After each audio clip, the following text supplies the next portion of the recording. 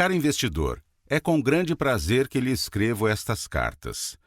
Quando pensei em redigi-las, a primeira coisa que me veio à mente foi: aqui está a oportunidade de oferecer atalhos para muitos que, como eu, querem percorrer caminhos menos sinuosos para conquistar um futuro financeiramente mais saudável.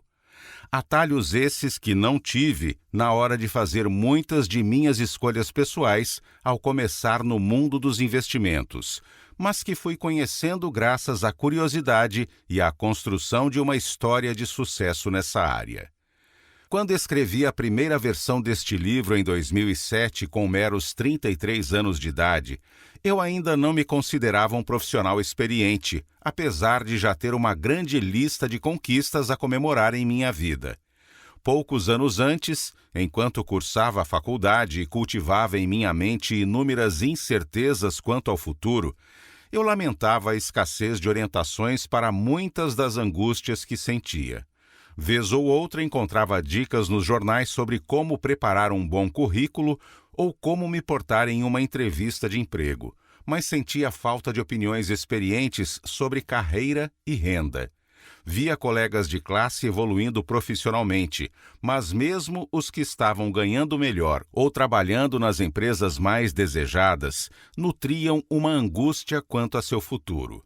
Eu me sentia ao mesmo tempo desorientado e surpreso por estar cursando administração em uma das melhores faculdades do país, na Fundação Getúlio Vargas, em São Paulo, e perceber que todos tinham apenas uma vaga noção do que poderiam esperar de sua carreira.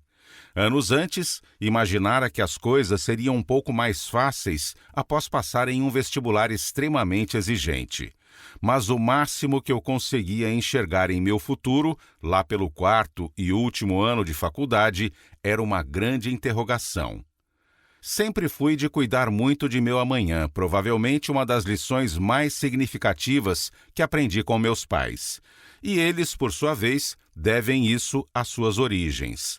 As histórias de minha família, tanto por lado de pai quanto de mãe, eram muito parecidas, dariam belos romances épicos. Meus 4 avós vieram da Europa fugindo da miséria e das dificuldades das guerras, e fizeram a vida no Brasil com grande esforço, pagando cada refeição com seu suor. Não conseguiram construir riquezas materiais significativas, quando muito, a propriedade em que moravam, e contaram com a ajuda dos filhos para morrer com dignidade. Meu pai, que partiu em 2015, era o perfeito exemplo da geração de brasileiros que veio do nada.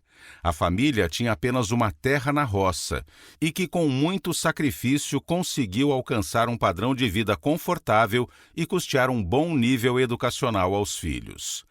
Não quero criar um clima de compaixão ao falar dessa história de simplicidade, até mesmo porque a maioria dos brasileiros tem uma história parecida. Não era a exceção, era a realidade. E viver na roça não era um sinal de miséria, mas de uma grande conquista de imigrantes europeus no Brasil. A família estava bem e não passava fome, mas a vida era muito simples. O assunto dinheiro não era frequente em casa, pois cresci durante as 2 décadas perdidas de nossa economia, com juros elevados, pacotes econômicos sucessivos e uma rotina de mudança de moedas. Lembro-me das idas de minha mãe ao banco, não havia internet, para aplicar no overnight. Quem pensava em não usar algum dinheiro por 1 ou 2 dias, tinha que investir para que o salário não perdesse valor, pois os preços eram remarcados todos os dias. Lembro-me também das estratégias que eu adotava para ganhar da inflação, como encontrar o remarcador de preços do supermercado e bisbilhotar sua lista de produtos para descobrir quais ainda não tinham passado pela atualização. Por ter vivido minha infância e adolescência em uma época em que o ato de consumir significava proteção contra as ameaças da economia, eu reunia condições para me tornar um grande consumista. Por outro lado, tinha em casa exemplos de que muitas coisas vinham antes do consumo, como estar em família e celebrar à mesa, e não ao redor de pacotes de presentes. A família por parte de meu pai era numerosa e tinha o hábito de se reunir na casa do vô Antônio. Tirando um ou outro tio que acumulava um pouco mais de riquezas, graças ao sucesso nos negócios, éramos basicamente pessoas de classe média do interior, sem grandes luxos. Tínhamos o costume de criar galinhas e ter pés de frutas e de bucha vegetal no quintal de casa, preparar a própria massa para as refeições e fazer um sabão com banha para não ter que comprar no mercado. Vez ou outra, um emprestava dinheiro para outro cobrir alguma emergência, ou o que estava mais duro, trazia uma galinha ou uns ovos a cada dia que se convidava para uma refeição na casa de algum primo. Não éramos de reclamar de pobreza. Pelo contrário, era uma família muito rica em convívio, com muitos causos para contar e roda de viola após o jantar. Hoje, reconhecido por meu sucesso financeiro e pela minha maneira de pensar sobre a riqueza, sou frequentemente questionado sobre a educação financeira que meus pais me deram. Não é fácil responder a esse questionamento, pois, na verdade, meus pais me privaram do assunto dinheiro.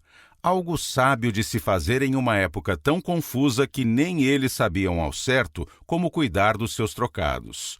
Penso que a melhor educação financeira que tive foi o convívio familiar, a riqueza de momentos, as inúmeras oportunidades de desfrutar da vida sem ter que dirigir a meus pais o pedido: compra. Entre as melhores lembranças de minha infância, é claro que incluo os presentes que meu pai me deu com muito sacrifício, ou já colhendo os frutos de seu progresso na carreira. Talvez os mais marcantes tenham sido um triciclo e uma bicicleta, uma das primeiras Caloi Cross. Mas incluo também os tempos que passava na Fazenda Pinheiro, em Itupeva, onde trabalhavam meus tios Teresa e Hermenegildo. Por volta dos 6 anos, eu era capaz de ficar dias sem precisar de um único brinquedo.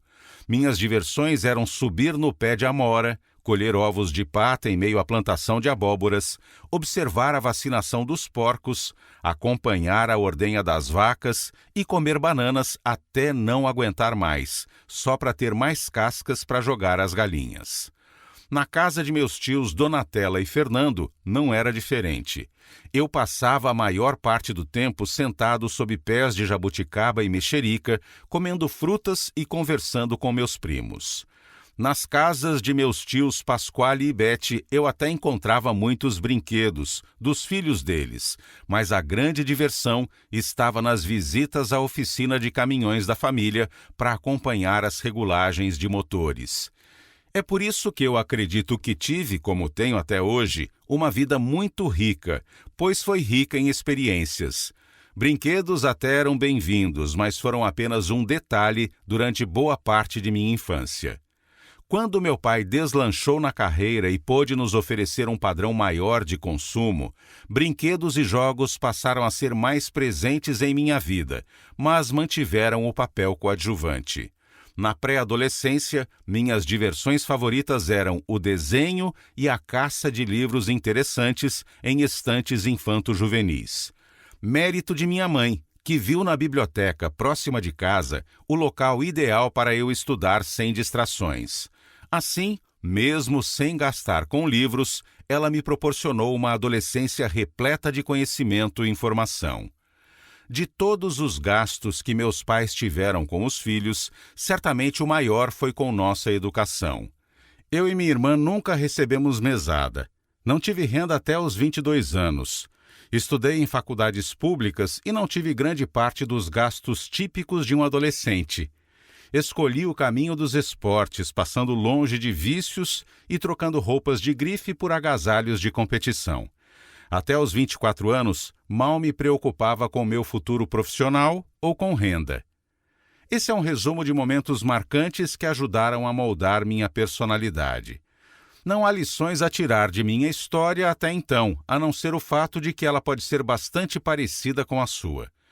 Não quero convidá-lo à simplicidade, iludi-lo com a ideia de que é fácil voltar ao passado em um mundo repleto de fascinantes tentações de consumo.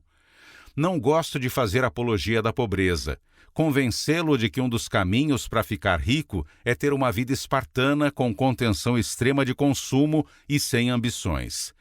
Essas reflexões nostálgicas foram escritas com o propósito de lhe mostrar duas coisas importantes: que uma vida de menos gastos não é necessariamente uma vida mais pobre, desde que você saiba encontrar felicidade em momentos e atividades que não precisam de um desembolso para acontecer. Que um investidor de sucesso não precisou de anos de preparo obsessivo e incentivo dos pais, mas de escolhas maduras diante de oportunidades.